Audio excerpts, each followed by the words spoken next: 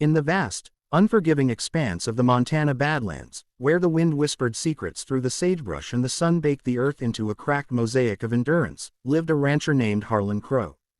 He was a man carved from the very rock of the frontier, his hands calloused from years of wrestling steers and mending fences, his eyes squinted against the perpetual glare of the horizon. Harlan had built his life on the Double Bar Ranch, a sprawling spread of cattle and dreams that he shared with his wife, Eliza, a woman as tough as rawhide but with a heart that bloomed like wildflowers after a rare rain. They had met in the dusty streets of Billings during a cattle drive, her fiery spirit catching his eye like a spark in dry grass, and they had married under a sky so blue it hurt to look at it. But life on the ranch was no fairy tale. It was a grind of dawn to dusk labor, punctuated by the occasional joy of a healthy calf or a bountiful harvest from their small garden. Eliza had always been Harlan's anchor, her laughter echoing across the pastures, her touch a balm for his weary soul. Yet, lately, shadows had crept into their world. It started with a fall from her horse during a storm-chased roundup, a nasty tumble that left her with a deep gash on her side, stitched up by the town doc but healing slow in the harsh climate. "Don't touch it, Harlan," she had warned him that first night, her voice a mix of pain and plea, "it still hurts there." But Harlan, ever the stubborn cowboy, driven by a love that bordered on desperation and a fear of losing her vitality, did it anyway. He reached out in the dim light of their cabin, his rough fingers grazing the bandage, not out of malice but out of a need to feel her wholeness, to reassure himself that she was still his unbreakable partner. And then, the consequences unfolded like a stampede, raw and unstoppable, revealing depths of their bond that neither had fully reckoned with. As the days turned into weeks, Eliza's wound festered under the strain of ranch work she insisted on doing, her pride refusing to let her idle while Harlan shouldered the load alone. The pain became a constant companion, a throbbing reminder of vulnerability in a land that demanded strength. Harlan watched her wince with every saddle up, her face paling under the wide brim of her hat, but she waved off his concerns with a sharp tongue and a forced smile. "I'm fine, you old fool," she'd say, but her eyes told a different story, one of quiet suffering that gnawed at him like coyotes on a fresh kill. One evening, as the sun dipped low, painting the sky in hues of fire and blood, Harlan decided he couldn't stand by any longer. He saddled up his bay gelding, Thunder, and rode into town, the dust kicking up behind him like ghosts of regrets. The doc's office was a squat building on the edge of the settlement, lit by a single lantern that flickered against the gathering dusk. "She's not healing right," Harlan grunted, his hat in hand, vulnerability cracking his stoic facade. The doc, a wiry man named Elias with spectacles perched on his nose, nodded gravely. "Infections set in deep, needs proper rest, Harlan. And medicine, strong stuff from back east." But the cost was steep, more than their meager savings from the last cattle sale, and Harlan's jaw tightened like a vice. Riding home under a canopy of stars that seemed indifferent to human woes, he pondered his options, the weight of responsibility pressing on him heavier than any yoke. Eliza was waiting by the corral, her silhouette lean and defiant, but as he dismounted, she clutched her side, a soft gasp escaping her lips. "Don't come near me tonight," she whispered, her voice laced with exhaustion, "it still hurts there." Yet Harlan, fueled by a rancher's unyielding resolve and a husband's fierce protectiveness, did it anyway. He scooped her up gently, ignoring her protests, carrying her to their bed like a precious burden. "We're fixing this, Liza," he murmured, his voice rough as gravel. That night, as she slept fitfully, he rifled through their hidden stash, a tin box under the floorboards holding the deeds to the ranch and a few gold coins from his prospecting days. It wasn't enough, but dawn brought a desperate plan. The neighboring spread, owned by the slick-talking banker Vance Harlow, had been eyeing their water rights for years. Harlow, with his city suits and predatory grin, had offered to buy a portion of the Double Bar, but Harlan had always refused, pride anchoring him to every acre. Now, with Eliza's health hanging by a thread, he swallowed that pride like bitter medicine. The ride to Harlow's mansion, a gaudy affair of imported wood and glass that stuck out like a sore thumb amid the rugged terrain, felt like a betrayal of his very soul. "I'll sell the east pasture," Harlan said flatly, his boots scuffing the polished floor. Harlow's eyes gleamed like a vulture's.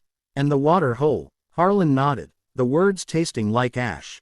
The deal was struck, papers signed in ink that felt like blood, and Harlan rode away with a pouch heavy with silver, enough for the medicine and more. Back at the ranch, Eliza awoke to find him brewing a pot of coffee, the aroma mingling with the scent of fresh baked biscuits she'd taught him to make. "What have you done?" she asked, sensing the change in him, her hand instinctively going to her side. "Don't worry about it," he replied, but she pressed, her intuition sharp as a branding iron. When he confessed, her face crumpled, not in relief but in anguish. "That land was ours, Harlan. Our future." Tears welled in her eyes, rare as rain in the desert. "It still hurts there," she said, pointing not to her wound but to her heart, the betrayal cutting deeper than any knife. But Harlan, ever the doer, did it anyway. He pulled her close, bandaging not just her body but their fractured trust with words of promise. "We'll build it back, Liza. Together." The medicine arrived by stagecoach 2 days later, a miracle in glass vials that the doc administered with care. Eliza's fever broke, her color returned, but the ranch felt smaller, the east pasture now fenced off with Harlow's markers. Whispers in town spoke of Harlan's folly, of how the mighty rancher had bent the knee to progress. Yet, as weeks turned to months, something shifted. Eliza, healed in body, threw herself into the remaining land with renewed vigor, her ideas blooming, crossbreeding cattle for hardier stock, irrigating the garden with clever ditches. Harlan, humbled, listened more, his stubbornness tempered by the near loss. One crisp autumn morning, as they rode the fence line together, a herd of wild mustangs thundered by, free and untamed. "Remember when we chased dreams like that?" Eliza asked, her hand on his.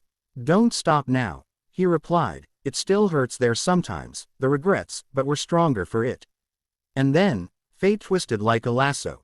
Word came that Harlow's dam had burst, flooding his new fields, the water rights proving a curse in the unpredictable weather. Bankruptcy loomed for the banker, and in a turn of poetic justice, he offered the land back at a fraction of the price.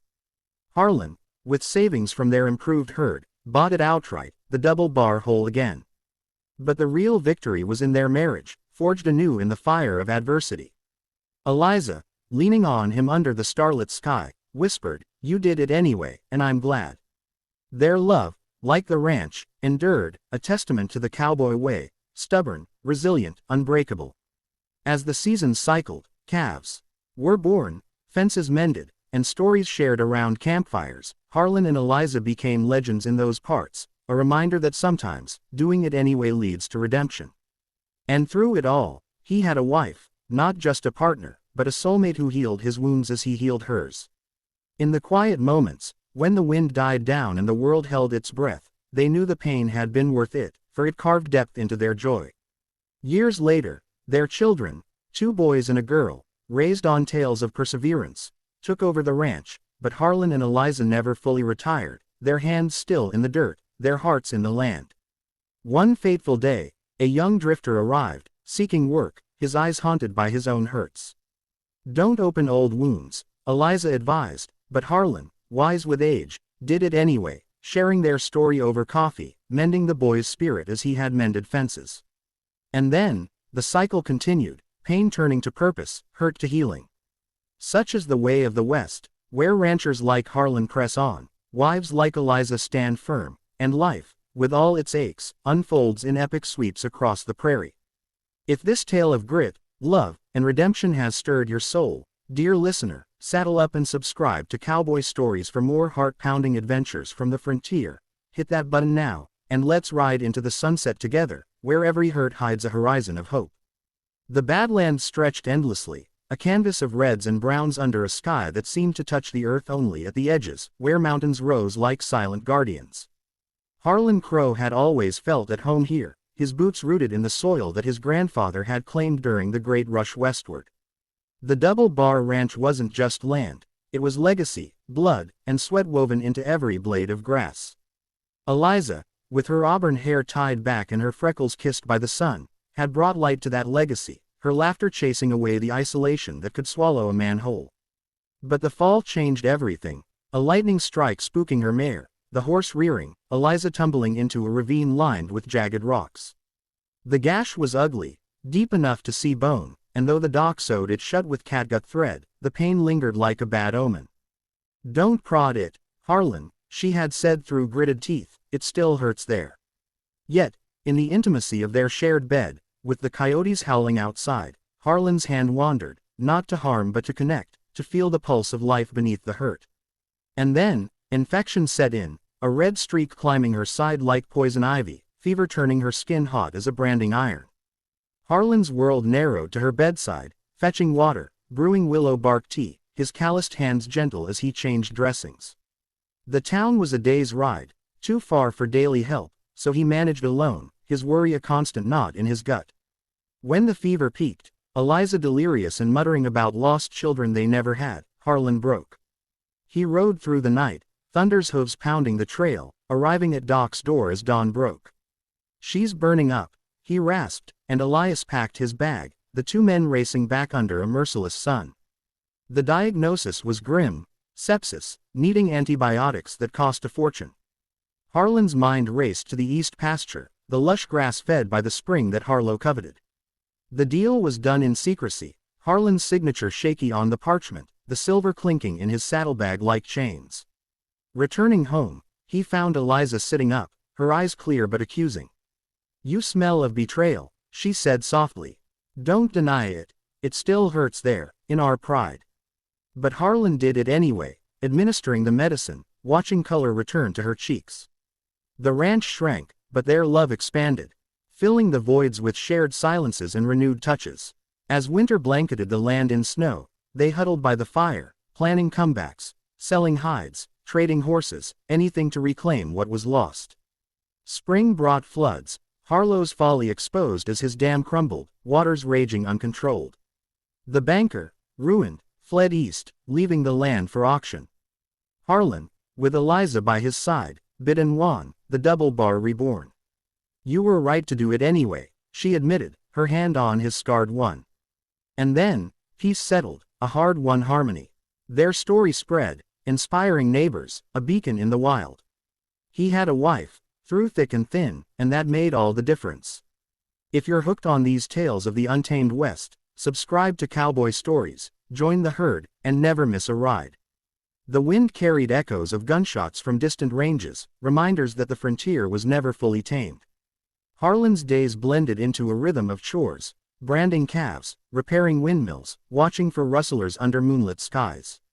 Eliza, fully healed, rode beside him, her spirit unbroken, but the scar a permanent map of their trial. One summer, a drought hit hard, rivers drying to trickles, cattle thinning. "Don't risk the herd on that trail," neighbors warned, but Harlan, remembering past gambles, did it anyway, leading them to higher pastures where snowmelt lingered. Eliza packed provisions, her worry etched but her faith steadfast. The journey was grueling, coyotes nipping at heels, a storm lashing them with hail. But they made it, the grass green and life-saving. "It still hurts there," she joked, rubbing a bruise, but victory's sweet. And then, abundance returned, fat cows fetching top dollar at market. With profits, they built a new barn, hired hands, expanded.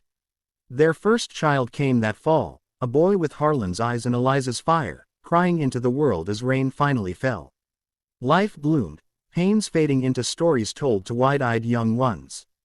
Harlan, graying at temples, looked at Eliza and knew he'd do it all again. For he had a wife, the heart of his ranch, the soul of his story. Craving more? Subscribe to Cowboy Stories, your gateway to endless frontier epics. Dust devils swirled across the parched earth, harbingers of change in a land resistant to it. Harlan Crow, now a father, balanced family with the relentless demands of ranching. Eliza, mothering with the same fierceness she roped steers, taught their son to ride before he could walk. But shadows loomed again. A rival rancher, Jeb Thornton, claiming old boundary disputes, fences cut, cattle missing. "Don't confront him alone," Eliza urged, "it still hurts there from last time." Years ago, a bar fight had left Harlan with a limp, but he did it anyway, strapping on his colt and riding to Thornton's spread. The confrontation was tense, words sharp as spurs, but reason prevailed. No shots fired, just a surveyed line redrawn fairly. And then, alliance formed, Thornton becoming an unlikely friend. The ranches prospered together, sharing water in dry times, manpower in busy seasons. Eliza's garden flourished, feeding both families, her herbal remedies healing community ailments. Their daughter arrived next, a spitfire like her mother, and the family grew strong. Harlan, reflecting on life, knew pain was the forge of character. He had a wife who made every hurt worthwhile. Dive deeper into these sagas. Subscribe to Cowboy Stories today. Sunsets painted the sky in glory, a daily miracle over the double bar. Harlan and Eliza, aging gracefully, watched their children take reins, innovations like wind-powered pumps modernizing the old ways. But tradition held. Campfire tales of the great hurt and the doing anyway. Grandchildren listened rapt, eyes wide. Don't forget the lessons, Harlan advised. It still hurts there sometimes, but push on. He did it anyway, living fully till the end. And then, legacy endured. He had a wife, eternal in memory. For more inspiring yarns, subscribe now.